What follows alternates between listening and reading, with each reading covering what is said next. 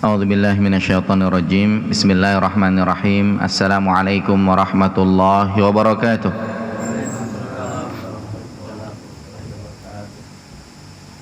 Innal hamdalillah nahmaduhu wa nasta'inuhu wa nastaghfiruh wa na'udzu billahi min shururi anfusina wa min sayyiati a'malina.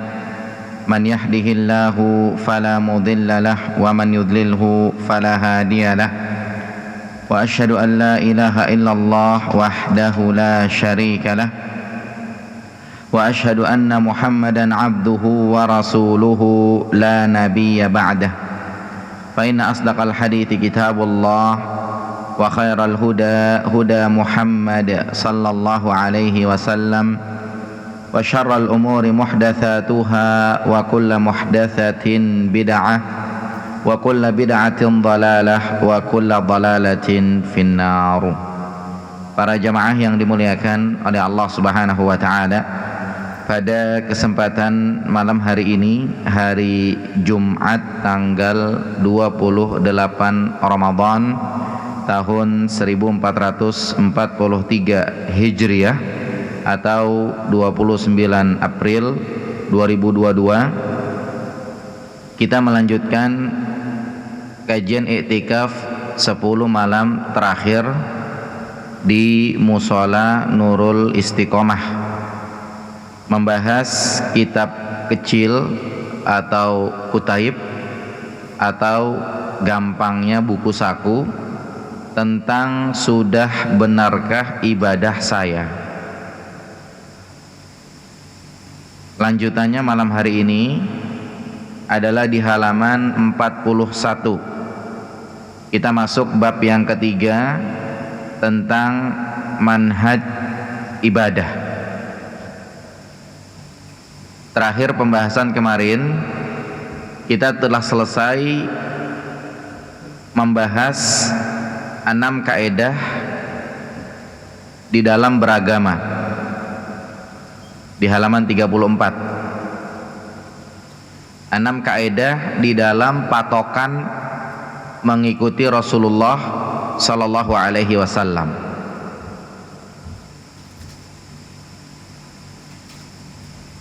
Enam rumus di dalam mengikuti syariat yang dibawa oleh Rasulullah sallallahu alaihi wasallam, atau yang semakna dengan itu.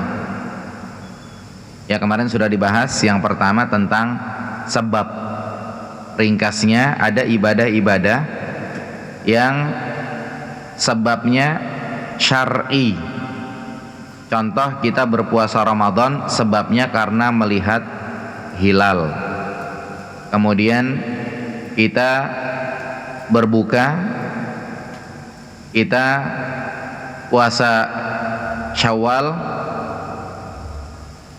juga sebabnya karena melihat hilal. Atau kita puasa Arafah, dilihat hilal bulan Dzulhijjah. Atau kita sholat gerhana sebabnya karena ada gerhana. Jadi ada secara syariat sebab-sebab tertentu, kemudian ada ibadah-ibadah tertentu. Maka ibadah-ibadah yang ada, kalau sebabnya tidak syar'i, berarti dia tidak disyariatkan ibadahnya. Ya kayak kemarin kita ngasih contoh, misalkannya sebabnya ada yang mati, ada yang meninggal, kemudian ada tuh ibadah tahlilan gitu kan. Maka kita lihat di dalam agama Rasulullah SAW, di dalam agama Nabi Muhammad SAW, kalau ada yang mati tahlilan apa enggak begitu. Itu secara sebab. Jangan dilihat kalau tahlilan baca Yasin, masa Yasin salah. Jangan dilihat begitunya, jangan. Atau jangan dilihat tahlilan, tahlil artinya la ilaha illallah. Masa la ilaha illallah bid'ah? Jangan dilihat itunya. Karena sebagaimana diingatkan di pertemuan-pertemuan sebelumnya, kalau orang memahami ibadah itu salah, ilmunya salah, maka hasil ibadahnya juga bakal salah gitu. Maka dilihat, kalau pas ada yang mati, ada yang meninggal, Nabi tahlilan apa enggak gitu. Begitu maksudnya. Patokan kita dalam mengikuti Rasulullah sallallahu alaihi wasallam secara sabab. Lihat. Sama juga kasus-kasus yang lain. Sababnya Isra Mi'raj. Ketika Isra Mi'raj, sebagian kaum muslimin bikin acaranya baca ini, baca itu, baca ini, baca itu, dan lain-lain. Nabi SAW bikin gitu apa enggak begitu? Gara-gara sebab Isra Mi'raj. Kalau enggak, berarti dalam agama Nabi Muhammad enggak ada dong gitu. Pertanyaannya itu agamanya Nabi siapa tuh? Seperti itu. Begitu juga nuzulul Quran, tahun baru Islam, nisfu Sya'ban, doa awal tahun, doa akhir tahun. Apakah gara-gara sebab itu muncul ibadah tersebut dalam agama Nabi Muhammad sallallahu alaihi wasallam atau tidak? Kalau tidak, ya berarti pertanyaan besar itu yang ngajarin siapa begitu. Jadi jangan bela-bela diri, masa Yasin bid'ah, masa tahlil la ilaha illallah bid'ah, bukan begitu, bukan. Tapi lihat secara sisi sebabnya. Jadi kalau syariat menentukan gara-gara sebab tertentu ada ibadah-ibadah tertentu, maka lanjut. Tapi kalau syariat tidak menetapkan, kita jangan bikin-bikin. Jangan bikin-bikin. Nanti masalahnya dia statusnya bermasalah di hadapan Allah Subhanahu wa taala. Kemudian yang kedua di halaman 35, dari sisi jenis, ada ibadah yang sudah ditentukan jenisnya oleh syariat. Seperti kalau kurban jenisnya onta, kambing, sapi, atau turunannya, misalkannya kerbau, domba, dan lain-lain yang semakna dengan itu.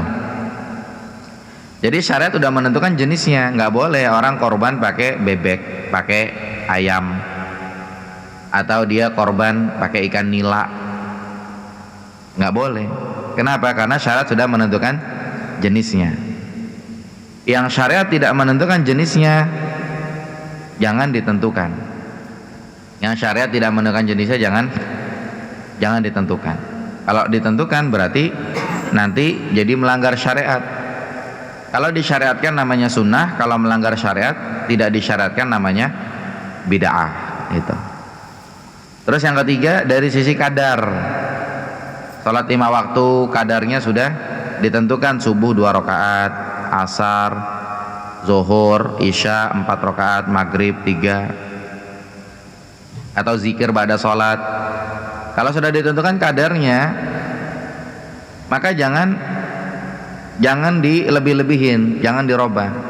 Seperti ketika bersin kan doanya alhamdulillah, jangan dirubah alhamdulillah wassalatu wassalamu ala rasulillah, nggak boleh, karena sudah ditentukan kadarnya. Termasuk zakat fitrah, kadarnya secara jenis tadi ya, zakat fitrah secara jenis ya beras atau bahan makanan pokok lah, karena beras tidak ada di zaman Nabi sallallahu alaihi wasallam, tapi intinya bahan makanan pokok. Adapun yang kadar ya tadi kadarnya ya misalkannya sholat lah, misalkannya sholat ya, sholat Jumat 2 rakaat, jangan dirubah jadi lebih. Jadi kalau kadarnya sudah ditetapkan maka tidak boleh dirubah. Kalau belum, jangan dikadar-kadarin ya, baca ya Allah 1000 kali, manfaatnya ini. Pertanyaan dalam syariat ada nggak itu kadar begitu gitu? Kalau tidak ada ya maka itu tidak disyariatkan. Kalau disyariatkan namanya sunnah, kalau tidak disyariatkan namanya bid'ah. Yang keempat dari sisi kaifiat, tata cara. Ada ibadah-ibadah yang syariat sudah menetapkan tata caranya, seperti ibadah umroh, tata caranya seperti kita ketahui bersama, ambil miqat, ihram dari miqat, kemudian nanti tawaf, kemudian sa'i, baru tahallul. Atau haji sudah ditetapkan tata caranya, atau sholat. Kalau sudah ditetapkan, ikutin ketetapannya. Tapi kalau belum ditetapkan, jangan bikin ketetapan sendiri.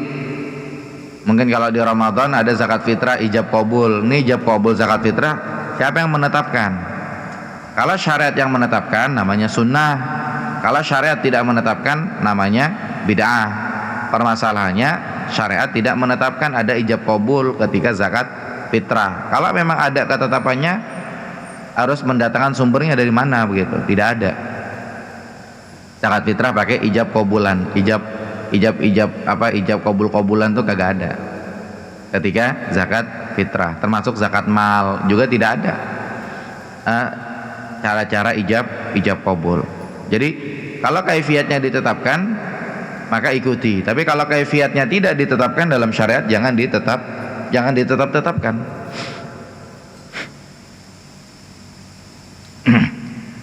Kemudian yang kelima dari sisi zaman atau waktu. Ada ibadah-ibadah yang waktunya sudah ditetapkan, seperti ibadah haji. Kemudian menyembelih kurban Idul Adha. Maka ikuti aturannya. Tapi kalau tidak ditetapkan, jangan menetapkan. Contoh baca Yasin, syariat tidak pernah menetapkan baca Yasin setiap malam Jumat. Ini yang baca Yasin setiap malam Jumat, kenapa nih gitu? Apa sebabnya? Apakah karena hadis dhaif, kemudian fadhail amal dan yang lain-lain? Maka kalau memang iya, ada yang sahih, malam Jumat itu disunahkan baca Al-Kahfi. Coba dibandingkan kedua riwayat itu. Kalau ada yang sahih, kenapa diambil yang dhaif kan seperti itu?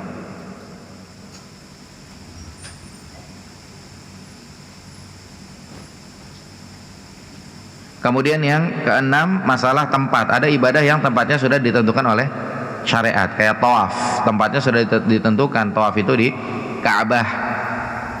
Jangan tawaf di masjid, jangan tawaf di kuburan. Jadi tawaf itu tempatnya di Ka'bah.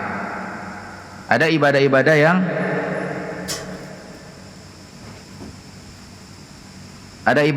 yang tidak ditetapkan secara tempat oleh syariat. Kalau tidak ditetapkan secara tempat oleh syariat, maka jangan ditetapkan.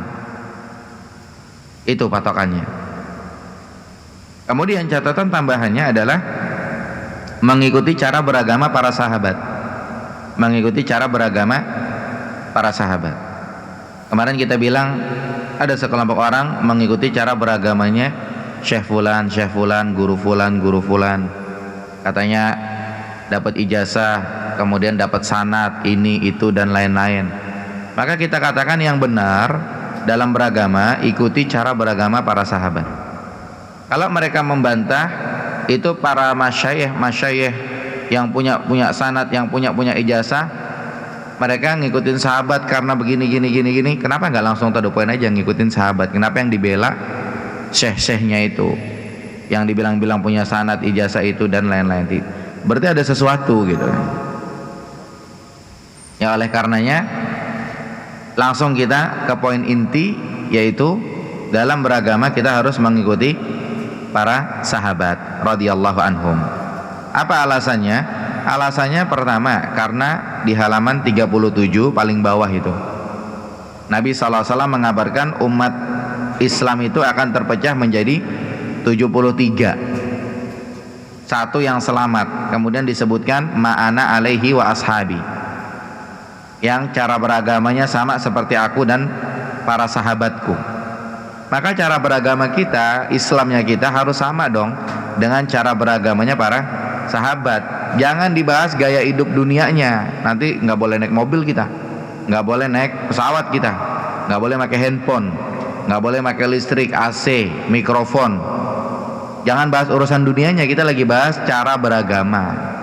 Kita lagi bahas cara beragama. Nah, situ ngamalin agama seperti itu agamanya siapa begitu? Kalau memang agamanya para sahabat, agama Islam yang diamalkan oleh para sahabat, berarti kan alhamdulillah selamat gitu kan. Tapi kalau berbeda dengan Islamnya para sahabat, murid-muridnya Rasulullah Sallallahu Alaihi Wasallam, resiko seperti itu. Itu satu. Kemudian yang kedua, di halaman 38, dalil terakhir itu Allah berfirman dalam Quran surat An-Nisa ayat 115. Wa man yushakkikir rasul, siapa yang menentang Rasulullah sallallahu alaihi wasallam, mim ba'di ma tabayyana lahul huda, setelah jelas-jelas baginya petunjuk, wa yattabi ghayra sabilil mu'minin, dia mengikuti bukan jalannya orang beriman. Maksudnya orang beriman di sini dikala ayat turun adalah para sahabat. Yang diikuti bukan agamanya para sahabat. Yang diikuti agama guru-gurunya, syekh-syekhnya yang katanya ahli sufi ini, ahli tasawuf ini, ahli apalah itu. Yang diikuti yang begitu gitu. Dia bukan mengikuti cara beragamanya para sahabat. Maka nuwallihi ma tawalla, kata Allah, akan dibiarin dia ngikut gitu. Akan dibikin merdeka di situ dia. Akan dibikin sukses, jaya, berhasil, dan seterusnya. Dibiarin sama Allah. Tapi wa nuslihi jahannam, nanti dimasukkan ke dalam neraka jahannam. Oleh karenanya cara beragama kita harus sama dengan cara beragama para sahabat radhiyallahu anhum. Kita lanjut di halaman 41 tentang manhaj ibadah.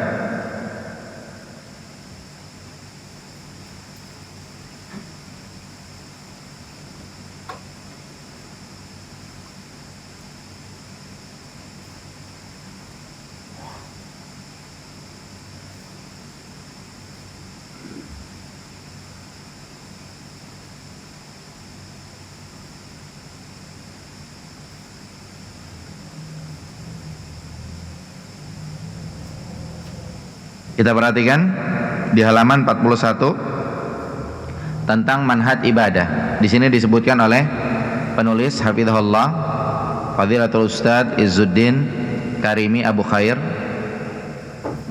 salah seorang dai di Jawa Tengah. Beliau mengatakan manhaj yang dimaksud dalam bahasan ini adalah metode. Berarti manhaj ibadah, metode beribadah, atau cara beribadah, atau prinsip ibadah yang baik dan benar dalam mendekatkan diri kepada Allah. Ini manhajnya seperti apa dalam beribadah? Kita beribadah kepada Allah harus punya manhaj. Dan manhaj ibadah yang baik dan benar adalah tawazun, artinya seimbang, dan istiqomah. Ini nanti larinya bakal tawazun, itu artinya nyocok dengan agama Rasulullah Sallallahu Alaihi Wasallam. Itu manhaj kita dalam beribadah. Keseimbangan ini memiliki dua sisi disebutkan. Yang pertama, keseimbangan dalam pelaksanaan ibadah dan keseimbangan antara hak Allah dengan hak sesama hamba. Manhaj ibadah yang ideal berada di antara dua hal ekstrim yang berseberangan. Kita lihat keterangannya. Yang pertama, keseimbangan dalam pelaksanaan ibadah. Keseimbangan dalam pelaksanaan ibadah maksudnya adalah melaksanakan ibadah kepada Allah secara istiqomah dan seimbang. Istiqomah terus menerus, seimbang di sini harus benar ibadahnya gitu. Kalau ibadahnya nggak benar, tidak sesuai dengan agama Nabi Muhammad SAW, namanya nggak seimbang. Kemudian juga membatasi diri hanya pada apa yang disyariatkan, itu disebut sebagai seimbang. Membatasi diri hanya pada apa yang disyariatkan. Jadi kalau tidak disyariatkan jangan diamalin ibadahnya gitu. Kalau tidak disyariatkan masih maksa diamalin, walaupun alasannya macam-macam. Misalkannya apa? Misalkannya alasannya, lah kan kita ngumpul silaturahmi gitu. Loh, silaturahmi nggak mesti pas momen begituan. Jadi sekarang bukan silaturahminya yang salah, lihat kepada 6 kaidah yang tadi dibahas. Contoh misalkannya Maulid Nabi, katanya ajang silaturahmi misalnya. Silaturahmi salah nggak? Nggak salah. Yang salah emang gara-gara Maulid Nabi, Nabi ngadain ibadah-ibadah begitu. Emang gara-gara Maulid Nabi, emang Nabi baca-baca itu, baca-baca inilah sirolah ini apa itu? Enggak. Orang-orang yang lebih soleh dari kita terdahulu juga nggak begitu. Kita ini menjelaskan ya, bukan kita sentimen sama orang yang Maulid Nabi, enggak. Kita hanya menjelaskan saja. Bukan kita benci sama orang yang Maulid Nabi, enggak. Jadi di dalam menjelaskan kita harus adil. Jangan dibawa kepada hal-hal yang enggak nyambung. Sehingga dibahas apa? Dibahas mau enggak Indonesia nanti jadi seperti Suriah? Gara-gara ada orang-orang yang paham-paham seperti itu. Nanti orang lagi Maulid dibom ini. Loh, dia terlalu jauh. Di sini kalau masalah ngebom berarti ini kriminal lain lagi. Ada namanya takfiri, misalkan yang menghalalkan bom bunuh diri. Itu juga Ahlussunnah tidak setuju begitu. Jadi kalau ngebahas sesuatu harus adil. Harus adil. Terkadang sebagian orang seperti itu, nyambung-nyambungnya nggak jelas. Apalagi kalau hawa nafsu sudah bermain, ingin membela diri, pengen amalannya dianggap benar. Sekarang kalau pengen amalannya dianggap benar, bawain dalil. Dan dalil itu adalah qala Allah qala Rasul. Jadi kalau memang amalan situ sama, amalan Islamnya dengan amalan Islam Nabi Muhammad SAW, kenapa tidak gitu? Tapi kalau udah tahu beda, ngapain masih maksain? Harusnya sadar diri, bertobat kembali, rujuk, dan itu bukan aib. Para ulama biasa itu rujuk. Ya, para ulama biasa itu rujuk. Jangan ngebela diri. Udah terlanjur merebak di masyarakat sehingga dibela-belain, enggak. Kita menjelaskan yang benar gitu. Jangan yang salah dibiarin begitu aja, biarin merebak, jangan. Dan ingat ya, kepada siapapun yang berbicara tentang masalah ibadah yang tidak disyariatkan tapi dia ngebela-belain, pokoknya tidak bid'ah, pokoknya boleh, pokoknya, lihat mereka berbicara itu dari hawa nafsu atau berbicara atas dasar ilmu yang benar. Kalau mereka berbicara dari hawa nafsu, hati-hati, nanti di akhirat mereka bakal tanggung jawab di hadapan Allah.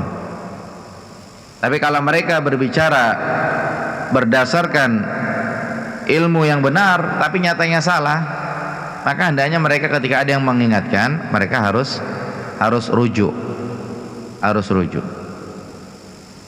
Ya, kadang-kadang mereka pakai dalil tapi dalilnya nggak pas. Makanya Nabi mengatakan apa?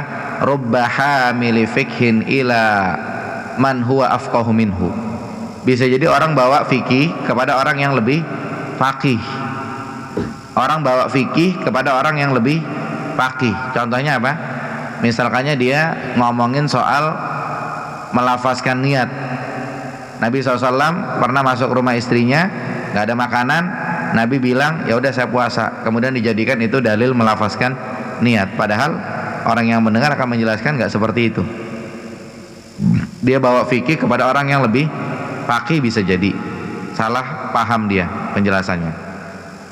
Sama seperti dia bawa fikih dalil Nabi nancepin pelepah korma dua orang yang sedang disiksa dalam kubur, kemudian dengan itu dia bilang itu dalil nabur bunga begitu. Padahal diluruskan nggak seperti itu juga para ulama menjelaskan. Ya kadang-kadang orang bawa fikih kepada orang yang lebih faqih.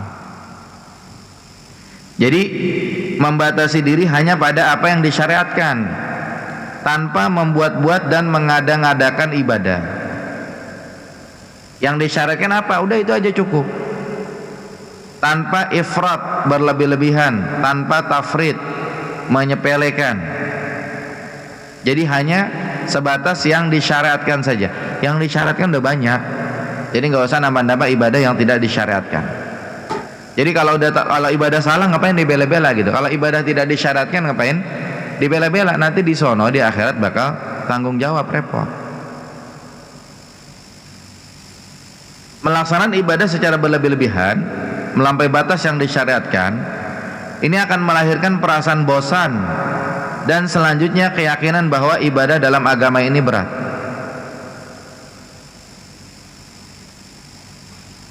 Ya, sekali lagi, melaksanakan ibadah secara berlebih-lebihan, kemudian melampaui batas yang disyariatkan, akan melahirkan perasaan bosan dan selanjutnya keyakinan bahwa ibadah dalam agama ini berat. Contohnya, saya punya saudara, saya pernah sampaikan mungkin. Saudara saya itu kalau sehariannya saya tahu preman gitu kan. Tapi sekali waktu pas saya ketemu, ya Allah, dia pakai jubah, pakai sorban. Kaget ya, saya bahagia dalam hati. Ternyata dia ikut kelompok tertentu yang ya solehnya cuma sementara. Sebulan berikutnya udah kembali lagi kayak dulu, preman lagi dia. Preman lagi. Dan mungkin dia berpikir apa? Dia berpikir ibadah itu berat ternyata begitu. Ya barangkali sebabnya ini, dia melaksanakan ibadahnya secara berlebihan, melampaui batas, akhirnya bosan sendiri begitu. Maka bila sudah mencapai batas ini, seseorang akhirnya akan mengalami futur, kejenuhan, berhenti dan meninggalkan ibadah. Solehnya cuman sementara. Tapi kalau sesuai dengan yang disyariatkan, insya Allah istiqomah.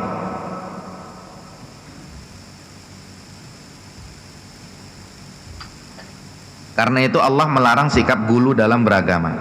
Allah berfirman di halaman 42 Quran surat Al-Maidah ayat 77. Apa bunyinya? Ya ahlal kitab, wahai orang-orang ahli kitab, la taglu fi dinikum, kalian jangan gulu dalam beragama.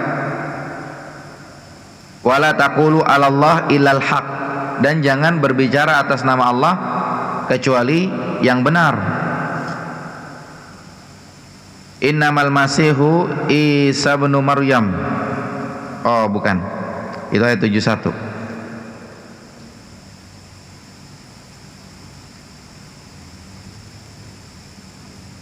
Al-Maidah kita ya, Al-Maidah ayat 77. Qul ya ahlal kitab, katakanlah wahai ahli kitab, la taglu fi dinikum ghairal haq, jangan kalian gulu dalam beragama selain kebenaran, atau jangan gulu dalam beragama dengan cara yang tidak benar. Wala tattabi'u ahwa qaumin, jangan kalian mengikuti hawa nafsu suatu kaum, qad dallu min qabl, yang mereka dulu sudah tersesat dari sebelumnya. Wa adallu katsiran, dan mereka banyak menyesatkan yang lain. Wa dallu an sawa'is sabil, kemudian mereka juga sesat dari jalan yang lurus. Ya katakanlah, hai ahli kitab, janganlah kalian berlebih-lebihan, melampaui batas, gulu dengan cara tidak benar dalam agama kalian, dan janganlah kalian mengikuti hawa nafsu orang-orang yang telah sesat dahulunya sebelum kedatangan Nabi Muhammad sallallahu alaihi wasallam, dan mereka telah menyesatkan kebanyakan manusia dan mereka tersesat dari jalan yang lurus. Intinya gulu berlebihan dalam beragama itu dilarang, tidak boleh. Disebutkan dalam hadis Abu Hurairah radhiyallahu anhu, hadis riwayat Bukhari, Nabi sallallahu alaihi wasallam bersabda di halaman 42, "Innad dina yusrun," agama itu mudah. "Walan yushadad dina," dan tidak ada orang yang mempersulit dalam beragama, ahadun, seorang pun, illa ghalabahu, kecuali nanti ujung-ujungnya dia bakal kalah.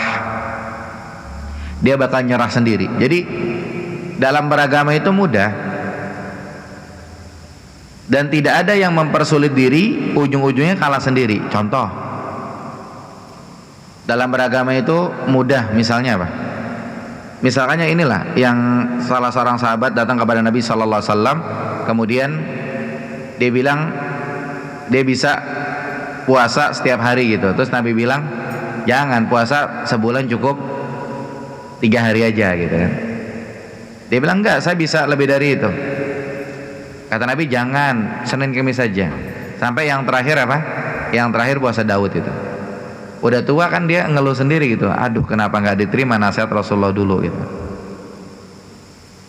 Sama sebagian orang yang mungkin mempersulit diri ya. Mempersulit diri, dia kajian ke sana, kemari, ke sana, kemari, ke sana, kemari, jauh. Capek sendiri udah berhenti dah kajiannya udah. Capek sendiri, berhenti dia belajarnya.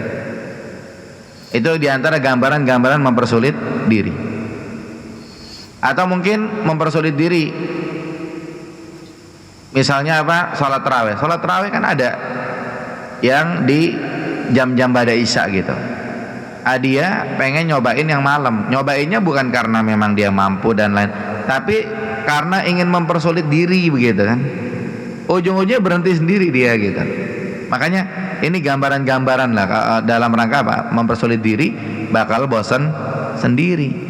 Udahlah yang ada pengajian depan mata, dekat rumah, kemudian kajiannya manfaat, ikutin yang mudah gitu. Bukan berarti kita dilarang untuk hadir kajian di mana, enggak. Selama tidak ada poin mempersulit dalam beragama, enggak masalah, silakan lanjut aja. Ya karena ada orang yang Masya Allah, istilahnya dia belajar, ada kajian di masjid mana, belajar sana datang. Dan memang di antara karakteristik ahlu sunnah wal jamaah itu mereka rajin menuntut ilmu syar'i. Cuman di sini masalahnya adalah ketika mempersulit dalam beragama. Ya ketika mempersulit, ya dia bakal capek sendiri begitu. Apapun bentuknya. Ya ketika mempersulit bakal capek sendiri. Kemudian paragraf terakhir di halaman 42, kecenderungan berlebih-lebihan pernah muncul di kalangan sebagian sahabat Nabi sallallahu alaihi wasallam. Anas radhiyallahu anhu berkata, dengan datang 3 orang ke rumah istri Nabi sallallahu alaihi wasallam untuk menanyakan tentang ibadah beliau. Maka tatkala mereka diberitahu, seolah-olah mereka menganggapnya sedikit.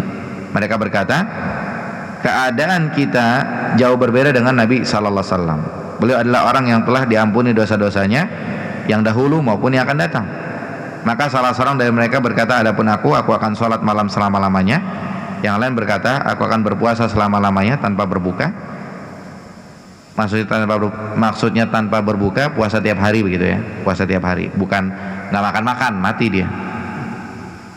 Jadi tanpa berbuka maksudnya puasa tiap hari. Sedangkan yang ketiga berkata, aku akan menjauhi wanita dan tidak akan menikah selama-lamanya. Maka datanglah Rasulullah SAW kepada mereka. Kemudian beliau bersabda, kaliankah orang-orang yang telah berkata begini dan begitu? Ketahuilah demi Allah, sesungguhnya aku ini orang yang paling takut kepada Allah dan yang paling bertakwa kepadanya. Akan tetapi aku berpuasa dan berbuka, aku sholat dan tidur, dan aku menikahi wanita. Maka barang siapa yang tidak menyukai sunnahku, dia bukan dari golongan aku. Ini hadis riwayat Bukhari Muslim. Pernah kita sampaikan. Ini diantara contoh gulu dalam beragama. 3 orang datang ke rumah Nabi sallallahu alaihi wasallam. Setelah mereka nanya-nanya, dinilainya Nabi mah enak, dosa-dosanya udah diampuni, yang telah lalu dan yang akan datang. Nah kita, akhirnya mereka bilang, oh udah, yang satu pengen sholat dari isya sampai subuh begitu, yang satu pengen puasa tiap hari biar amal ibadahnya banyak, yang satu nggak mau nikah biar fokus ibadah. Tapi 3-tiganya disalahin oleh Nabi sallallahu alaihi wasallam. Ini berlebihan dalam beragama. Kemudian di paragraf kedua di halaman 43, pada kesempatan lain ketika Rasulullah SAW sedang berkhutbah, beliau melihat ada seseorang yang sedang berdiri. Rasulullah SAW bertanya tentang orang tersebut. Para sahabat menjawab, ia adalah Abu Israil. Ia bernazar untuk berdiri dan tidak duduk. Ia juga akan berteduh dari terik matahari. Ia juga tidak akan berteduh dari terik matahari. Tidak akan berbicara dan berpuasa terus menerus. Maka Nabi SAW bersabda, perintahkanlah ia untuk berbicara, berteduh dari terik matahari, duduk, kemudian menyempurnakan puasanya. Ini hadis riwayat Bukhari. Berarti ini gambaran yang lainnya tentang gulu dalam beragama. Jadi ada seseorang, dia nazar, dia akan berdiri, dia nggak duduk, dan dia akan panas-panasan padahal dia lagi puasa begitu.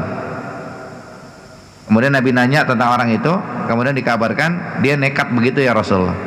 Kemudian kata Rasulullah bilangnya apa? Suruh dia ngomong normal-normal aja, kemudian suruh dia berteduh dan suruh dia lanjut puasanya, duduk, nggak usah berdiri. Artinya berlebih-lebihan dalam beragama ini tidak baik. Gulu itu tidak baik. Kemudian yang berikutnya di paragraf terakhir halaman 43, sebaliknya beribadah dengan meremehkan tanpa kesungguhan akan menyeret kepada sikap meremehkan ibadah. Kalau dibiarkan akan memunculkan mental beribadah semaunya, sesempatnya, beribadah mana yang suka, tebang pilih sesuai selera dan malas diajak beribadah. Pada akhirnya akan melahirkan pribadi zindik atau munafik yang diantara sifat-sifatnya adalah mengejek, melecehkan agama dan bermalas-malasan dalam beribadah kepada Allah Subhanahu wa taala. Jadi gulu berlebihan dalam beribadah salah. Nganggap remeh juga salah. Salat gampang deh ntar, gampang. Ini juga salah. Nanti ujung-ujungnya dia bakal malas.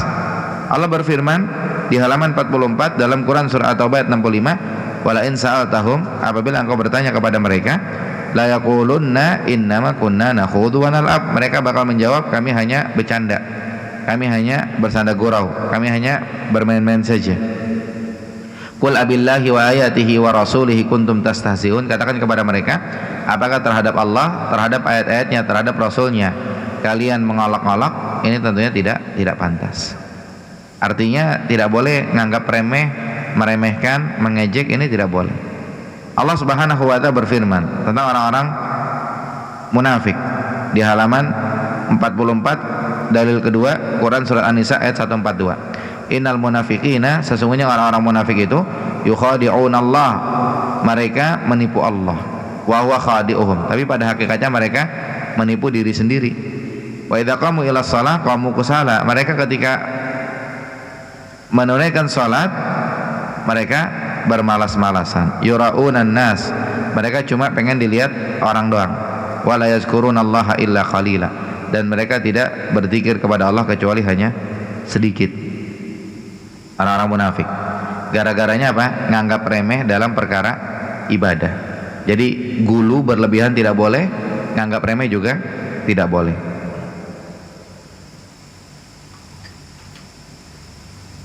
Kemudian yang kedua, manhaj ibadah yang kedua, keseimbangan antara hak Allah dengan hak manusia.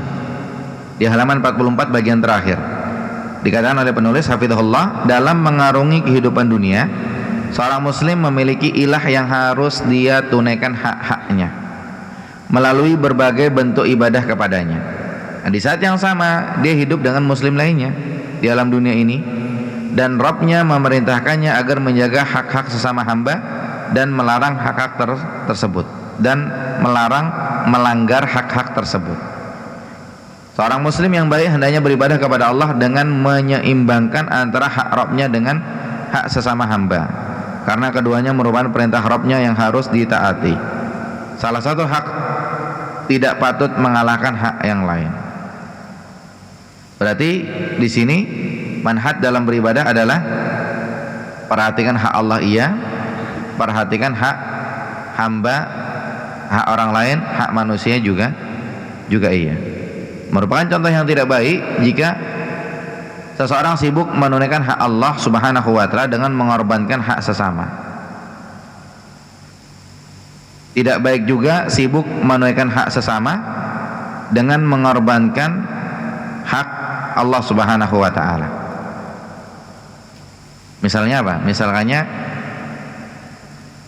dia sibuk menunaikan hak Allah tapi dia tidak bekerja, tidak mencari nafkah. Ini salah. Dia ibadah, dia makan dari mana begitu? Atau dia menunaikan hak manusia, dia kerja, tidak menunaikan hak Allah. Ini juga salah. Harus seimbang. Lihat berikutnya, kehidupan yang ideal adalah ada saatnya untuk menunaikan hak Allah dan ada saat untuk menunaikan hak sesama. Timpang bila seseorang rajin sholat dan rajin berpuasa tetapi dia mengacukan kewajibannya kepada anak dan istrinya. Timpang pula manakala seseorang menjaga hubungan baik dengan sesama namun tidak mau mendirikan sholat dan malas berpuasa. Ibadah yang seimbang adalah seseorang menjaga sholat, rajin berpuasa dan lainnya seraya tetap menjaga hak-hak sesama hamba. Berarti tengah-tengah kita. Kita rajin, masya Allah, menjalankan ibadah, tapi sama orang cuek. Ini juga nggak bagus. Ya, yang laki, yang perempuan sama orang tuh negor lah, tegur sapa. Jangan fokus sama hak Allah, hak orang diabaikan. Tidak benar. Nah, ketika Rasulullah SAW mendengar bahwa Abdullah bin Amr bin As senantiasa sholat sepanjang malam dan puasa setiap hari, Nabi bersabda kepadanya di halaman 46 dalam hadis Bukhari, "Fala taf'al." Enggak boleh kamu lakukan seperti itu. Sum wa aftir. Akan tapi ada kala berpuasa dan ada kalanya berbuka. Wa qum wa nam. Ada kalanya salat dan ada kalanya tidur. Fa inna li jasadika 'alaika haqqan. Karena pada jasadmu itu ada hak yang harus engkau tunaikan.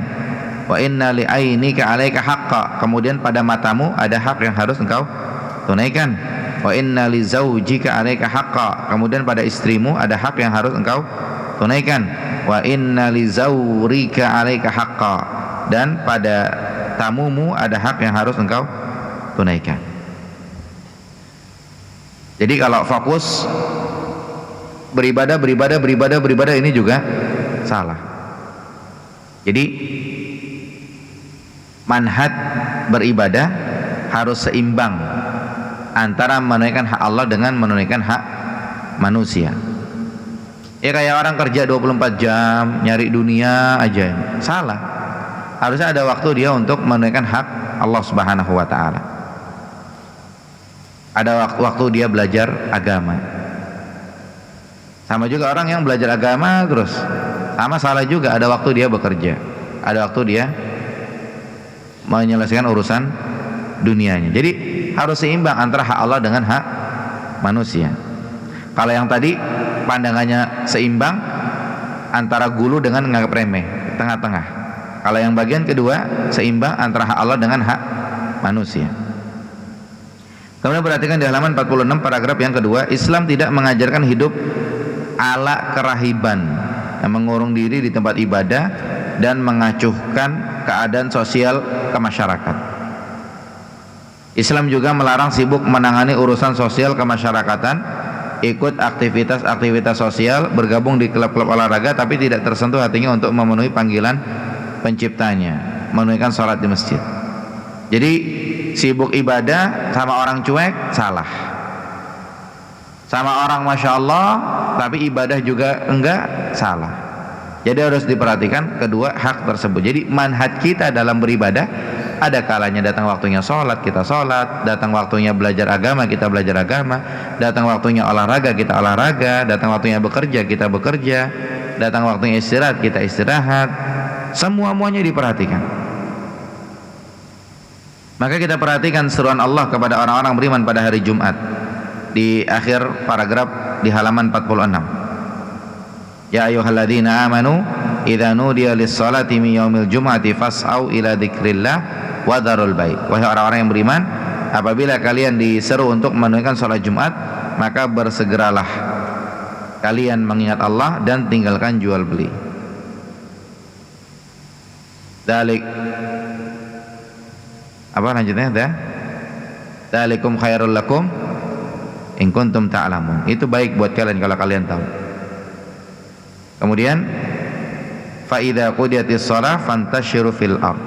Beres salat silakan bertebaran di muka bumi. Wabtagu wadhkurullaha katsira. Wabtagu min fadlillah wadhkurullaha katsira la'allakum tuflihun. Maka carilah karunia Allah, kemudian ingat Allah yang banyak agar kalian beruntung. Jadi ada kalanya ibadah, ada kalanya dunia, ada kalanya urusan akhirat, ada kalanya urusan dunia. Waktu dibagi-bagi, itu manhaj dalam beribadah. Kemudian lihat di halaman 47, ya, ayat yang pertama adalah perintah berangkat kepada zikrullah dan meninggalkan jual beli. Kita disuruh fokus Jumatan, tinggalin dunia, karena saat seruan azan adalah saat untuk menunaikan hak Allah. Ayat yang kedua adalah anjuran untuk bertebaran di muka bumi mencari karunia Allah, karena saat itu adalah saat untuk menunaikan hak sesama hamba. Jadi manhaj dalam ibadah ada kalanya perhatikan hak Allah, ada kalanya perhatikan hak manusia. Atau kita nih nyetel ngaji ya mikir juga, yang sedang-sedang aja, jangan kencang-kencang gitu kan. Apakah tetangga terganggu atau tidak gitu kan. Sama juga orang-orang yang katanya ketika acara pengajian pakai speaker luar begitu kan. Harusnya perhatikan hak Allah, perhatikan hak tetangga juga. Sama juga ketika ngadain pengajian sampai nutup-nutup jalan, perhatikan hak Allah, perhatikan hak manusia juga begitu. Jadi itu harus seimbang. Jangan mentang-mentang lagi ibadah nih tutup, nggak boleh. Itu namanya nggak seimbang. Manhaj ibadah harus seimbang antara hak Allah dengan hak manusia. Makanya sering ustaz-ustaz kita ngingetin kalau lagi kajian-kajian rame begitu kan, misalkannya yang biasa datang bawa mobil, besok janjian aja sama temannya, satu mobil isinya berlima gitu, jangan 5 orang bawa mobil atu-atu. Kemudian kadang-kadang diingatkan cara parkir motornya, kemudian diingatkan speakernya. Ini bagus, jadi manhaj ibadahnya itu rapi begitu. Ada orang yang sok ngerasa paling benar, speakernya mau paling kencang sendiri, kemudian jalanannya buat dia sendiri, kemudian ini manhaj ibadahnya nggak dapat. Sementara manhaj ibadah yang benar adalah perhatikan hak Allah, perhatikan hak manusia, begitu. Sehingga kepada mereka-mereka yang yang ngerasa pengen menang sendiri, ya mereka harus introspeksi diri. Pertanda manhaj ibadahnya belum pas, begitu. Ya belum pas. Nyetel speaker maunya sekencang-kencangnya, begitu kan? Ini harus ngoreksi diri gitu. Tapi kalau orang-orang yang tidak berilmu yang berbicara, ya mereka harus mikir juga, mereka bukan orang berilmu. Jangan ikut-ikut ngomongin soal urusan orang banyak. Ini namanya ruwaibidah, tanda hari kiamat. Tidak berilmu tapi sok-sok ngomongin soal urusan orang banyak. Ini juga berbahaya. Kemudian paragraf yang kedua di halaman 47, dari Abu Rib'i Hanzalah bin Rabi al-Usaidi al-Khatib radhiyallahu anhu, salah seorang juru tulis Rasulullah SAW. Dia berkata, aku bertemu Abu Bakar. Dia bertanya, bagaimana engkau wahai Hanzalah? Aku menjawab, Hanzalah telah munafik. Dia berkata, subhanallah, apa yang kamu katakan? Aku menjawab, kita di sisi Rasulullah SAW diingatkan dengan surga dan neraka seakan-akan kita melihatnya dengan mata kepala. Namun setelah kita keluar dari hadapan Rasulullah SAW, kita bergaul dengan istri dan anak-anak serta segala urusan kehidupan, maka kita banyak lupa. Abu Bakar berkata, demi Allah, aku juga mengalami hal yang serupa. Maka aku dan Abu Bakar berangkat hingga kami tiba di hadapan Rasulullah SAW. Maka aku berkata, Hanzalah munafik, wahai Rasulullah. Maka beliau bertanya, apa itu? Aku menjelaskan, wahai Rasulullah, kami di hadapan engkau memperingatkan kami dengan surga dan neraka seolah-olah hal itu terlihat di hadapan mata. Akan tetapi apabila kami keluar dari hadapan engkau dan bergaul dengan istri, anak-anak dan segala urusan kehidupan, kami banyak lupa. Maka Rasulullah SAW bersabda, demi Allah yang jiwaku berada di tangannya, seandainya kalian dapat menjaga kondisi keimanan yang kalian rasakan ketika kalian ada di hadapanku dan di dalam zikir, tentu malaikat-malaikat akan menjabat tangan kalian di atas tempat tidur kalian dan di jalan-jalan kalian. Akan tapi wahai Hanzalah, sesaat dan sesaat. Beliau mengulangi 3 kali. Ini hadis riwayat Muslim. Artinya apa? Artinya ibadah itu manhajnya harus seimbang. Dalam artian di sini Hanzalah bilang sama Abu Bakar, Hanzalah udah jadi orang munafik, padahal Hanzalah orang soleh kan begitu. Dia bilang Hanzalah orang munafik nih gitu. Loh emang kenapa? Baru dikasih tahu. Kita nih kalau di hadapan Nabi iman naik, tapi kalau giliran kita nggak di hadapan Nabi iman turun. Kita giliran di majelis taklim iman naik, giliran udah pulang iman turun lagi gitu. Kata Abu Bakar, sama, saya juga begitu gitu.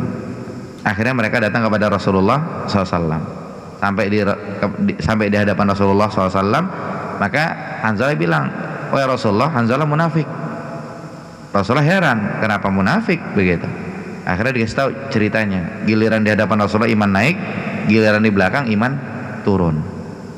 Kemudian Rasulullah SAW mengingatkan bahwa yang namanya orang emang kayak begitu. Nggak mungkin imannya naik terus, nggak mungkin imannya di atas terus.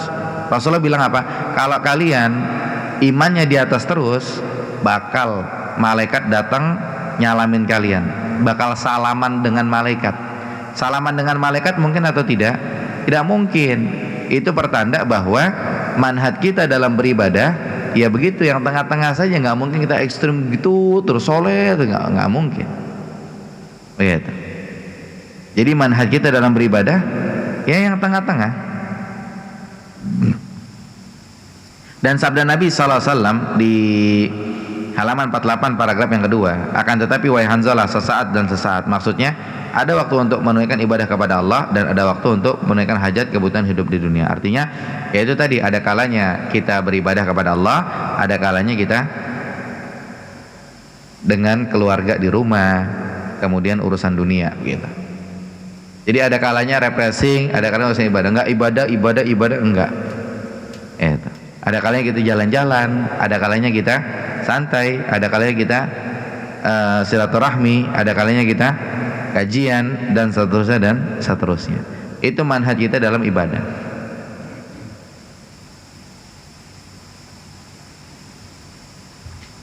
Ya sama juga dengan ustadznya, ada kala jalan-jalan. Enggak dikira wah kajian terus, ibadah terus apa, enggak. Sama, manhaj kita dalam ibadah semuanya sama, mau ustadznya, mau yang ngajarnya, yang belajarnya, semuanya sama ya. Ada kalanya urusan dunia, ada kalanya urusan akhirat.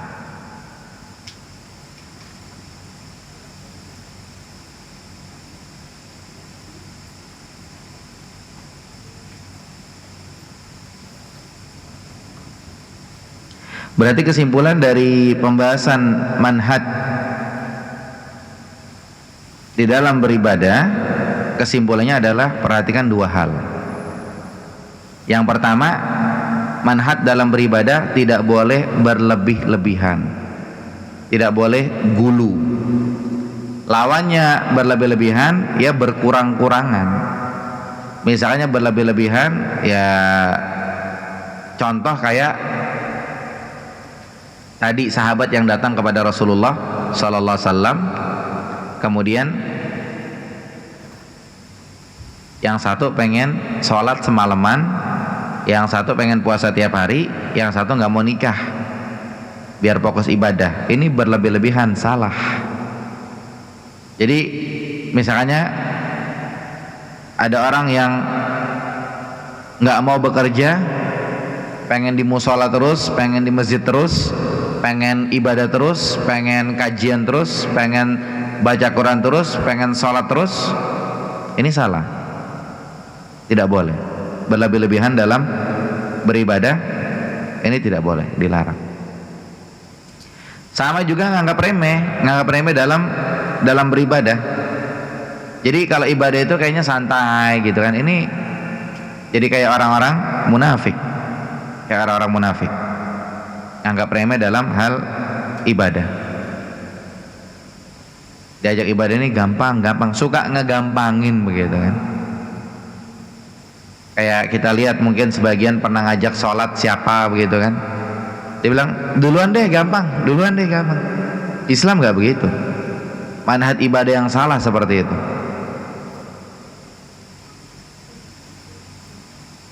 Jadi kita yang tengah-tengah aja. Kalau emang udah azan waktu sholat, ya berhenti berangkat sholat gitu. Mereka yang kadang-kadang diajak sholat ngegampangin, ntar deh gampang, isya waktunya panjang, atau misalnya zuhur ntar deh bisa jam 1, jam 2. Ini salah juga seperti ini, ngegampangin. Berarti manhaj dalam beribadah harus tengah-tengah, dan itu ahlus sunnah wal jamaah seperti itu. Kemudian yang kedua, manhaj dalam beribadah, perhatikan antara hak Allah dengan hak manusia. Jangan kelewat ngebelain hak Allah, lupa sama hak manusia. Bikin acara, tutup jalan, tutup.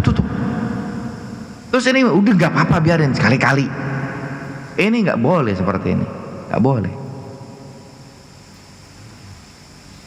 Ya, atau mungkin dia melupakan hak Allah Subhanahu wa Ta'ala. Dalam kesehariannya dia hanya urusannya dunia, kerja, duit. Dia melupakan hak Allah. Ini juga salah.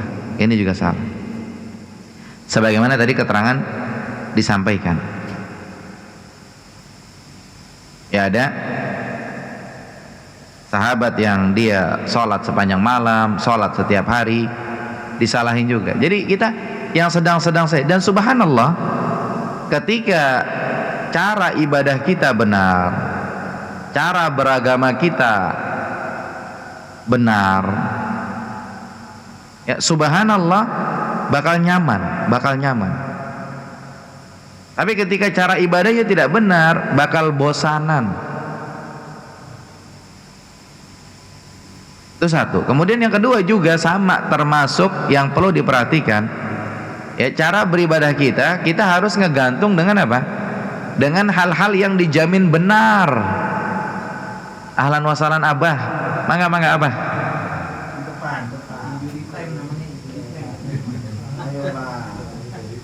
Silahkan Abah. Masya Allah. Silahkan. Oh, mau di situ, silahkan. Pojok sana. Itu tempatnya Abah itu.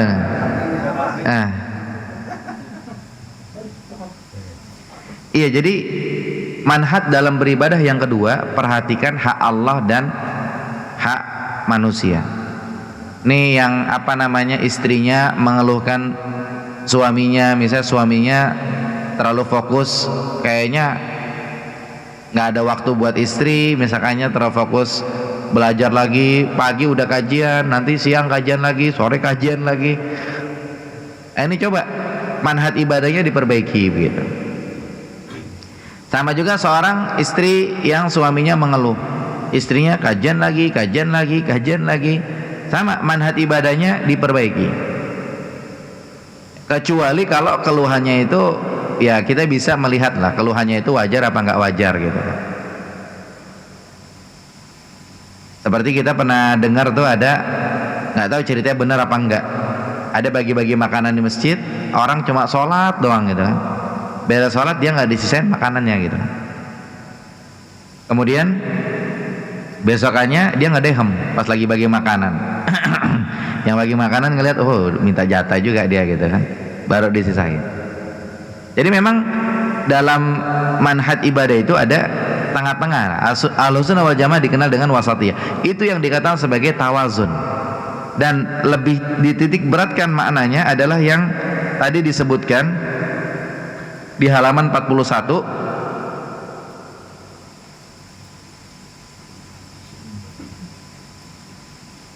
Poin-poin intinya di halaman 41, paragraf yang kedua yang panjang itu.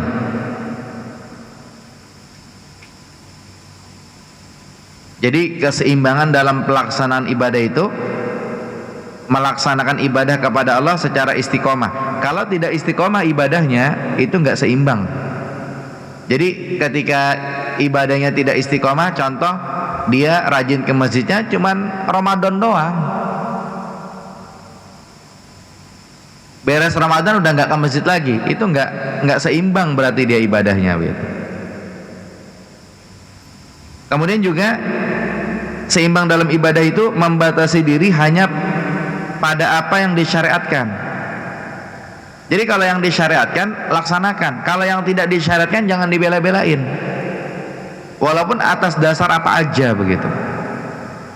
Kayak apa namanya tadi kita bilang misalkannya yang sebabnya tidak syar'i, ada acaranya dibela-belain, ini kan syiar.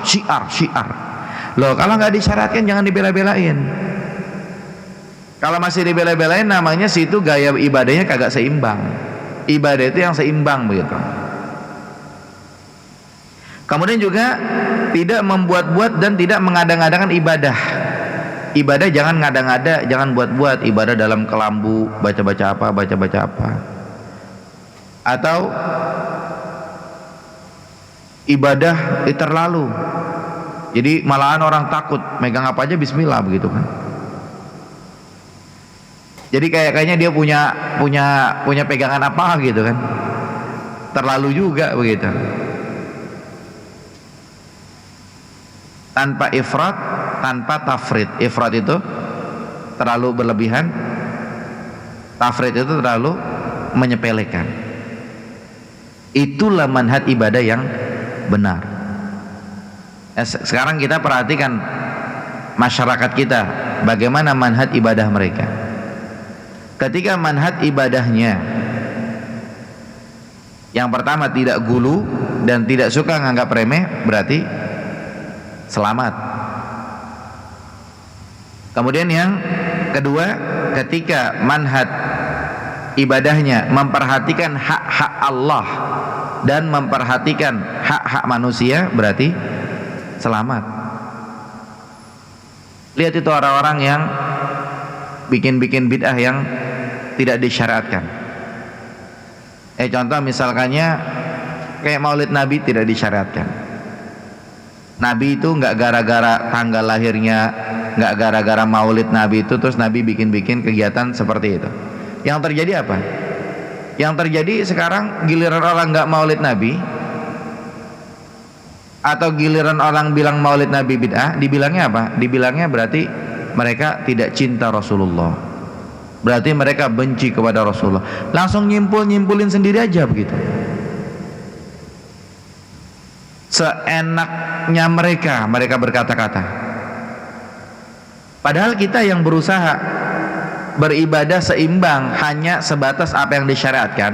Contoh sholat 5 waktu disyariatkan atau tidak? Jelas disyariatkan. Banyak nggak orang Islam yang nggak sholat? Banyak. Apakah kita mengkafirkan mereka? Enggak. Ini gara-gara bid'ah yang kemarin kita bilang urusan sepele, bid'ah kecil jadi merembet kemana-mana gitu. Jadi masalah dalam bertetangga, masalah dalam muamalah, masalahnya kemana-mana begitu. Padahal Islam itu lebih mengedepankan persatuan daripada permusuhan. Jadi mereka kalau benar di atas kebenaran, kenapa babat-babat orang sembarangan begitu kan? Sementara ahlu sunnah tidak seperti itu. Lihat Imam ahlu sunnah, Imam Ahmad bin Hanbal rahimahullah. Para ulama mengatakan beliau adalah imam ahlu sunnah. Ketika terjadi fitnah Al-Quran makhluk, itu kalau beliau mau gerakin massa bisa, tapi enggak. Makanya sebagaimana diingatkan sekali lagi terkait amar ma'ruf nahi mungkar, disampaikan oleh Syekh Muhammad bin Shalih Al-Utsaimin rahimahullah, yang perlu diperhatikan kita dalam amar ma'ruf nahi mungkar itu murni lillah, karena Allah, jangan karena gedek sama orang. Kita lagi ngebahas nih maulid bid'ah, yasinan bid'ah, tahlilan bid'ah, jangan karena kita kayaknya kesel sama yang tahlilan, kesel sama yang yasinan, kesel sama yang maulidan, nggak boleh. Kita bahasnya normal-normal saja, sesuai dalil. Gitu. Sama mereka juga, kalau memang ternyata maulid tidak bid'ah, tahlil tidak bid'ah, yasin tidak bid'ah, harusnya mereka nggak usah pakai ngotot-ngotot, teriak-teriak, marah-marah nggak jelas. Normal-normal saja menjelaskan kebaikan seperti itu. Itu baru dai yang benar, tidak main emosi, tidak main hawa nafsu. Sama menjelaskan orang tua Nabi Muhammad di surga atau di neraka, normal-normal saja, pakai dalil, selesai. Jangan otot-ototan. Yang satu seakan nggak terima apa, ini tidak benar. Orang bisa melihat, orang bisa melihat. Oleh karenanya di dalam ingkar mungkar, satu hal penting yang harus kita ingat, jangan kita balas dendam ketika ingkar mungkar. Jangan kita ada unsur balas dendam. Akan tapi kita harus lillah. Harus lillah. Kita ingin mengingkari kemungkaran di tengah masyarakat. Ya, kita tahu misalkannya apa namanya? Rokok itu nggak boleh, haram gitu. Saudara kita ngerokok, jangan dibabat habis dia. Kita bilangnya enak lah. Bilang, kenapa sih misalkannya situ ngerokok gitu, memang nggak tahu haram gitu. Oh, nggak tahu, taunya saya makruh gitu. Oh, kalau taunya saya haram, karena kata dokter juga nggak sehat. Udah yang normal-normal aja, nggak usah babat habis orang, dihajar, dihabisin, enggak. Ya, sebagaimana saya juga pernah sampaikan kan beberapa waktu yang lalu, ketika rokok yang apa namanya dia toyibat apa khabais, saya ngomong juga normal-normal saja, nggak perlu ngerendahin orang itu. Sama juga ketika kita memerintahkan perempuan yang sudah balik untuk jilbaban, ya kita normal-normal saja, nggak perlu kita habisi dia, tidak. Jadi kita dalam berdakwah betul-betul lillah, bukan karena kita apa namanya manfaatkan kesempatan kemudian kita pengen balas dia gitu. Ini manhaj kita dalam beribadah. Perhatikan dua hal tadi. Yang pertama antara gulu dan nganggap remeh, yang kedua perhatikan hak Allah dan hak manusia. Dan kita saksikan ya di sebagian orang lah, di sebagian orang ya begitu. Misalnya urusan speaker masjid, sekencang-kencangnya dia nggak memperhatikan urusan orang-orang di sekitarnya. Ini tidak benar. Lihat masalahnya. Kalau kencangnya kencang normal, ya nggak apa-apa. Seperti misalkannya contoh ya pengalaman kita di sini, kadang-kadang kita ada acara, kemudian kita pakai speaker luar, akan tapi speaker luar durasinya hanya 40 menit atau 30 menit, tidak dari awal sampai akhir misalnya begitu kan. Atau kalau diperlukan saja.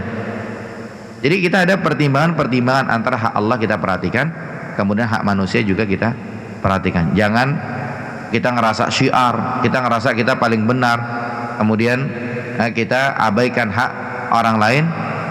Ini tidak boleh. Ini tidak boleh.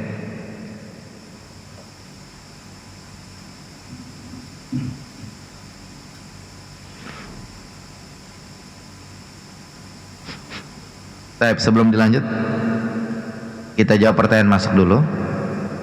Atau ada yang mau tanya langsung sebelumnya?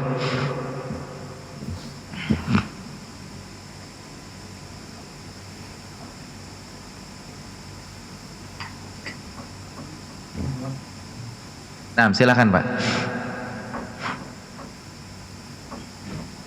Saya pernah melakukan secara santun dalam lewat yang nggak pernah kita lewatin, ada banyak kerumunan di pinggir jalan. Seolah-olah itu jalannya tertutup lah.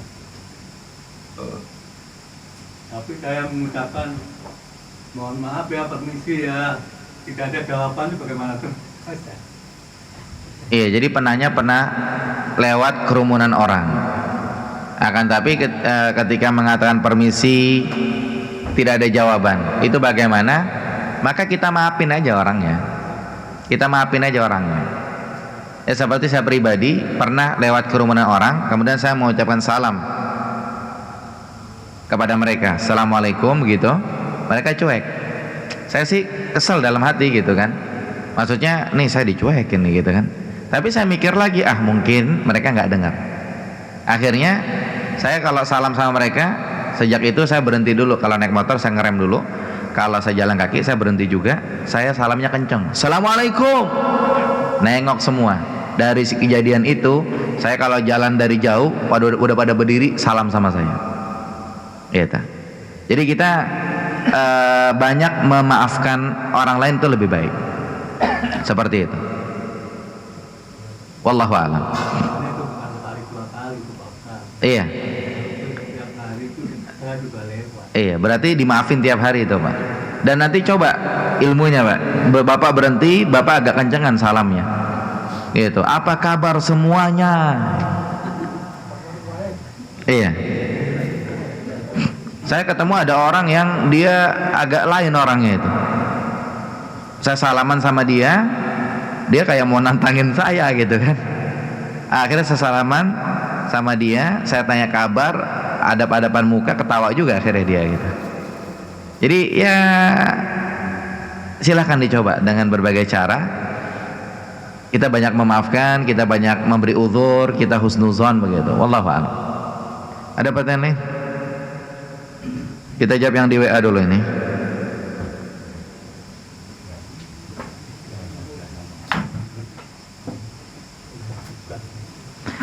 Assalamualaikum. Waalaikumsalam. Ustadz izin bertanya, mohon penjelasannya tentang duduk tasyahud akhir dalam sholat yang jumlah tasyahudnya hanya satu, seperti sholat subuh, sholat rawatib dan lainnya.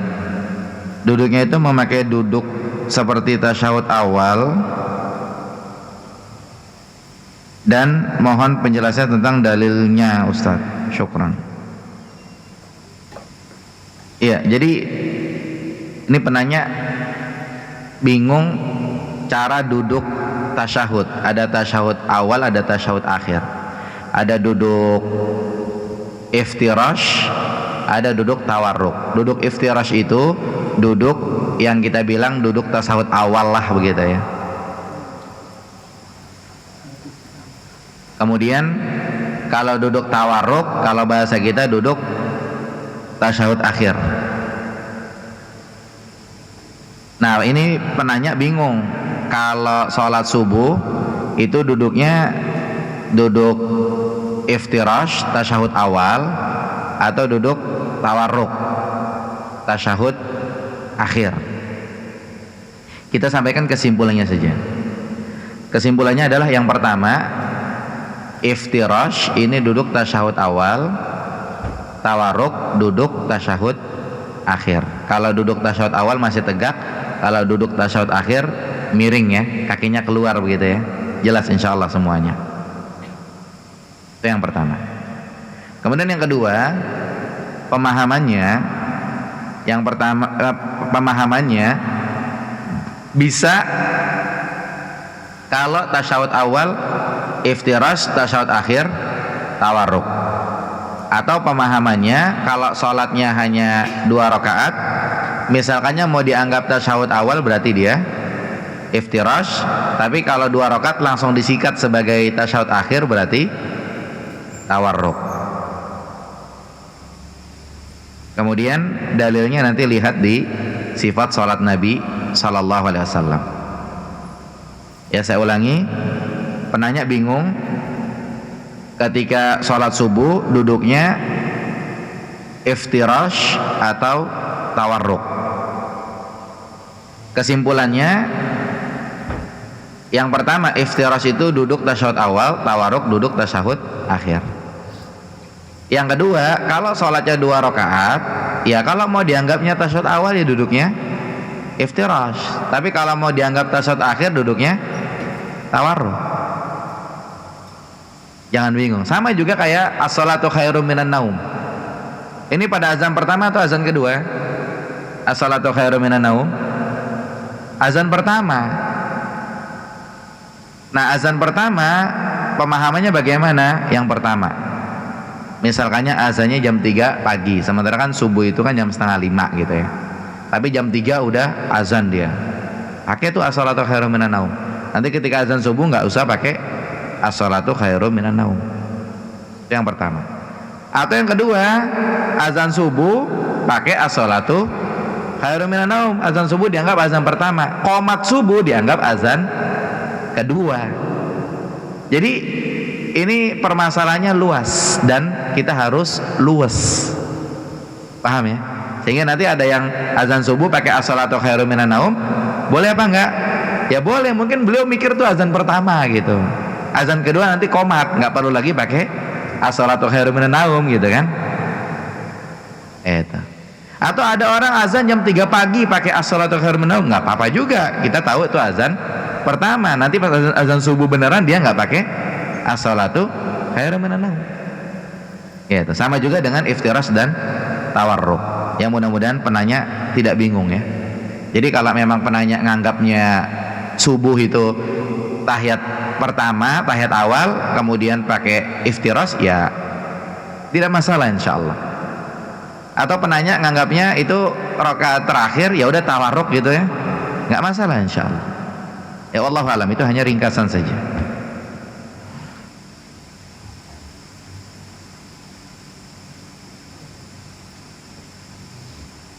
Kemudian yang berikutnya,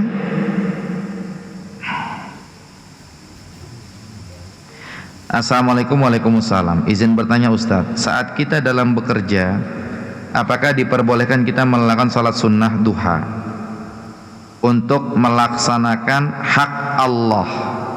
Bolehlah. Syukran. Boleh. Jadi mungkin penanya ini bingung ya. Tadi kan kita bahas manhaj ibadah. Manhaj ibadah harus perhatikan hak Allah dan hak manusia. Kalau di sini hak Allah dan hak kerjaan gitu kan. Nah, penanya mungkin mengira kalau kita sholat duha jam kerja, takutnya kehitungnya nggak amanah begitu, karena jam kerja dipakai sholat duha. Padahal ya setidaknya yang bertanya lebih tahu daripada yang ditanya gitu kan. Kalau saya kan nggak tahu apa nih penanya ini kerjanya apa, suasana di kantor bagaimana gitu kan. Kalau saya pribadi di kantor saya sehari-hari kerja anggaplah masuk jam 8 pulang jam 5 sore begitu. Itu saya cuma depan komputer, ngoreksi terjemahan, rapi-rapiin buku, setting layout seperti itu. Kalau saya mau jam duha sholat duha cuma berapa menit, nggak nyampe sejam sholat duha kan. Sholat duha cuma mungkin 10-15 menit, bisa saya ambil wudhu, sholat. Ya kalau saya di kerjaan saya normal-normal saya nggak masalah, dan pimpinan insya Allah bakal mengizinkan gitu. Tapi yang jadi masalah kalau memang penanya sholat duhanya ini udah kayak ngambil cuti tanggal merah, duduk dari jam 8 pagi sampai jam 10 gitu kan. Ini baru bermasalah gitu. Tapi kalau cuma sholat duha dalam artian normal, ambil wudhu, sholat sejenak 10 menit, 15 menit, maka insya Allah tidak bermasalah. Jadi hak Allah tertunaikan, hak kantor juga tertunaikan. Tapi kan ada tuh ibu-ibu yang udah pensiun. Saya kenal, masya Allah, ibu itu anaknya ada beberapa gitu kan, udah pada nikah semua. Itu ibu itu, tapi sudah lama nggak ketemu sama ibu ini. Saudara saya, ya tinggalnya di Ciracas itu. Itu apa namanya? Setiap hari itu sholat duha aja. Sholat duha tuh jam 8 sampai jam 11. Kadang-kadang jam 9 sampai jam 11, jam 8 sampai jam 10. Jadi kalau saya ke rumahnya itu dulu sama ibu saya waktu masih ada, rahimahullah, itu beliau tuh lagi pakai mukena, ibu itu lagi pakai mukena. Gitu. Nah, ini kalau memang di kantor sholat duhanya begitu ya jangan. Tapi kalau cuma sholat duha berapa menit, insya Allah termasuk manhaj ibadah seimbang. Ya kalau sholat duha berapa? Tapi kalau sholat duha yang tadi kita bilang jam 8 sampai jam 10, ya ini masalah nanti begitu. Silahkan penanya insya Allah lebih tahu daripada saya kondisi di kantornya. Wallahu a'lam.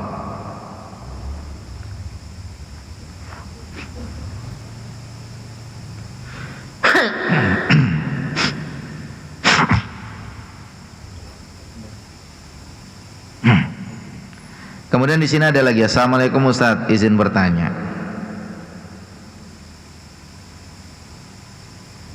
Waalaikumsalam. Jika kita ingin fokus untuk beribadah dan mengejar pahala sebanyak-banyaknya, seperti contohnya di bulan puasa ini karena 11 bulan yang lain masih disibukkan untuk sekolah, bekerja, namun kita tidak bisa melakukannya karena masih ada hambatan untuk memenuhi tuntutan lain seperti menuntut ilmu di sekolah atau bekerja. Lalu bagaimana pendapat Ustadz mengenai hal tersebut? Syukran, jazakumullahu khairan Ustadz. Wa yakum afwan. Jadi terkait yang ditanyakan, ini perhatikan manhaj ibadah yang kedua. Dan kita memahaminya jangan terlalu ekstrim. Manhaj ibadah yang kedua, dalam kita beribadah kepada Allah Subhanahu wa taala, perhatikan hak Allah dan perhatikan hak manusia. Nah, di sini penanya ini seakan-akan bingung. Jadi penanya, hari-hari biasa kan 11 bulan. Bulan Ramadan kan 1 bulan, totalnya kan 12 bulan tuh setahun. Nah, penanya ini ngerasa bersalah gitu. Ngerasa bersalah dalam artian 11 bulan kayak begitu, kemudian di bulan Ramadan urusannya belum beres, masih ada urusan kerjaan, masih ada urusan belajar begitu kan. Jadi penanya ini kayak dilema begitu kan. Padahal tidak seperti itu juga pemahamannya. Allah mengatakan fattaqullaha mastata'tum. Bertakwalah kepada Allah semampu kalian. Ya, bertakwalah kepada Allah semampu kalian.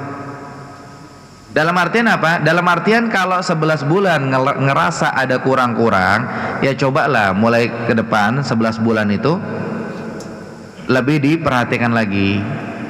Ada urusan kerjaan diselesaikan, ada urusan kajian coba bela-belain hadir kajian, ada urusan ibadah jangan lupa ibadah, ada urusan keluarga, ada urusan rumah tangga, ada urusan keluarga mungkin acara arisan, silaturahmi, kumpul keluarga. Ya silahkan dimaksimalkan dan diperhatikan manhaj beribadahnya seperti itu.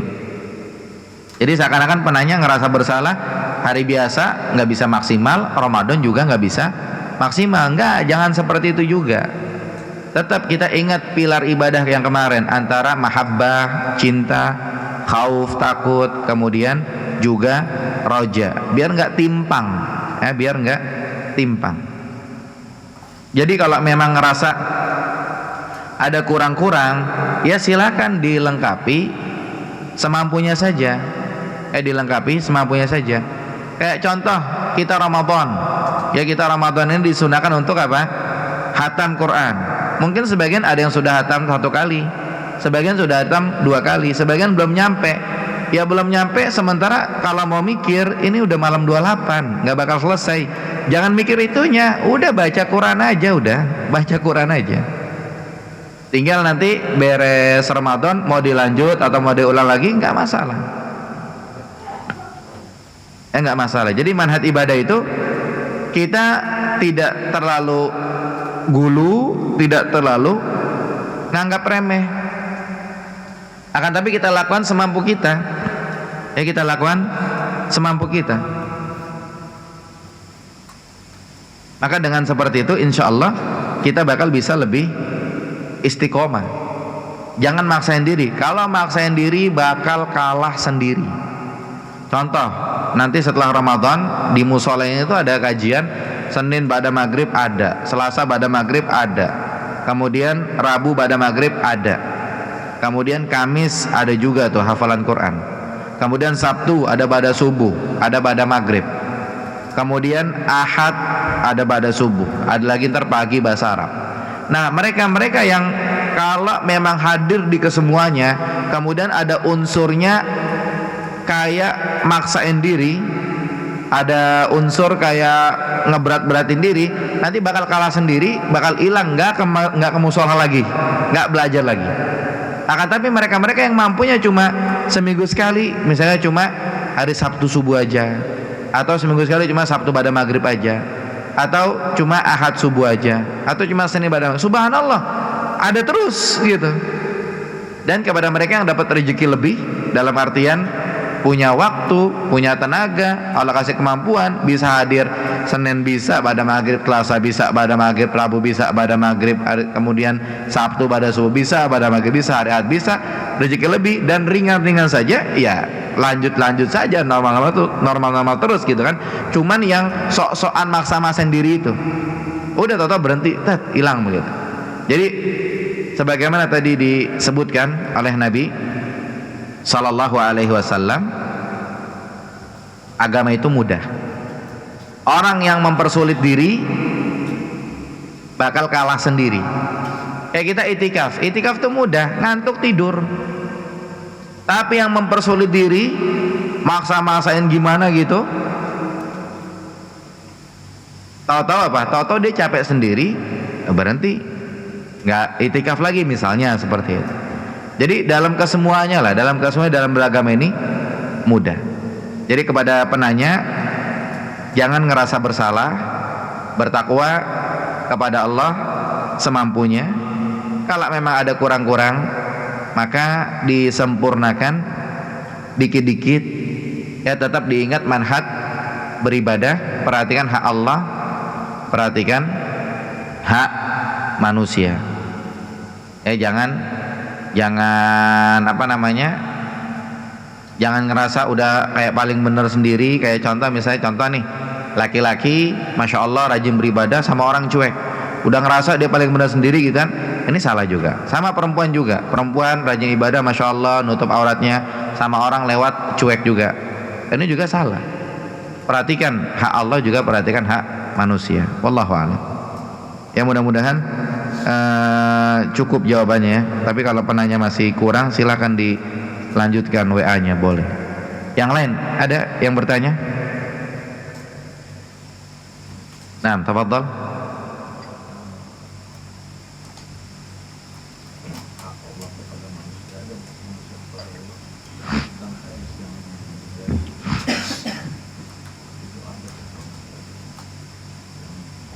Mu'adz bin Jabal. Nah,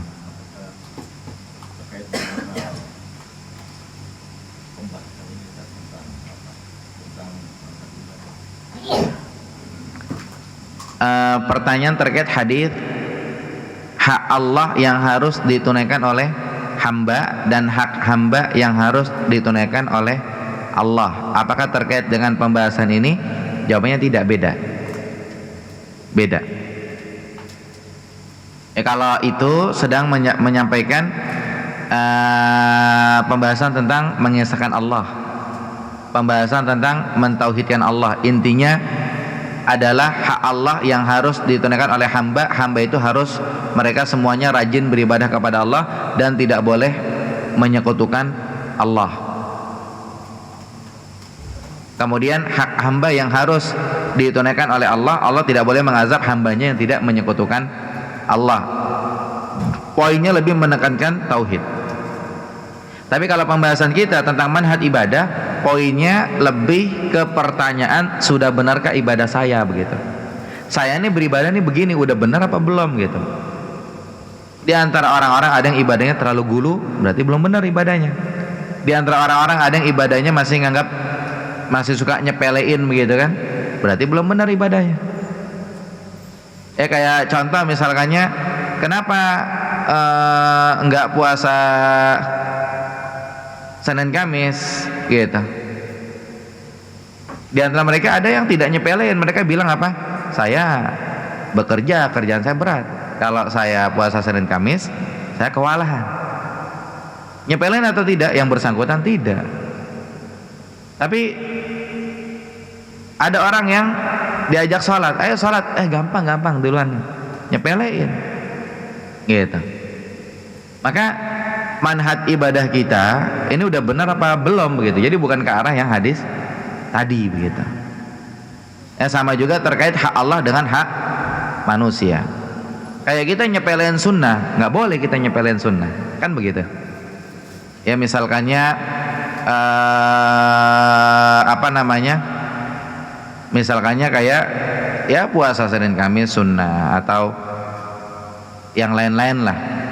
Hati-hati kita dalam menyikapi, jangan sampai terkesan kita menyepelekan sunnah ini jangan. Gitu. Sama kayak orang mungkin nggak puasa Asyura, nggak puasa Arafah, ya dilihatlah, jangan sampai terkesan menyepelekan sunnah. Jadi itu hadis lebih menekankan kepada nilai-nilai tauhid, tapi kalau ini kita lebih mengarah kepada tema kita, sudah benar belum cara ibadah kita ini, gitu kan. Jadi harus perhatikan dua hal tadi, antara guru dengan nggak remeh, dengan antara perhatikan hak Allah dan perhatikan hak orang lain. Nah, wallahu a'lam. Ada yang lain? Nah, tafadhal Abah. Seorang bapak sama putranya 10 hari terakhir tidak satu tempat dari masjid ke masjid. Apa disyariatkan? Ada seorang bapak sama putranya 10 malam terakhir pindah-pindah masjid. Tanggal 20 di masjid 1, tanggal 22 di masjid 2, gitu ya. Malam ganjil di masjid 1, malam genap di masjid 2, nanti malam ganjil lagi di masjid 3, malam genap lagi di masjid 4, gitu, ganti-ganti masjid. Apakah disyariatkan?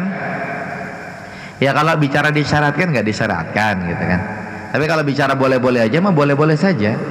Hak yang bersangkutan begitu. Ya kecuali kalau memang dia seperti itu memberatkan, nanti masuk kategori hadis yang tadi, ngeberat-beratin diri, lama-lama bosan sendiri, gitu. Tapi kalau memang dengan begitu dia nggak masalah, dia termotivasi dan lain-lain, dan tidak ada pelanggaran dalam syariat begitu ya, unsur pelanggarannya, insya Allah tidak bermasalah. Wallahu a'lam. Ada pertanyaan lain? Kita sisa 12 halaman, insya Allah kita habiskan besok malam 29. Nanti kalau ada malam 30, mungkin kita akan berikan rangkuman dari pembahasan. Cukup insya Allah. Baik, kalau cukup sampai di sini. Yang benar datang dari Allah Subhanahu wa taala, yang salah dari saya pribadi, barakallahu fikum. Wa sallallahu ala nabiyina Muhammad wa akhiru da'wana alhamdulillah rabbil alamin. Subhanakallahumma bihamdika asyhadu an la ilaha illa anta astaghfiruka wa atubu ilaik. Assalamualaikum warahmatullahi wabarakatuh.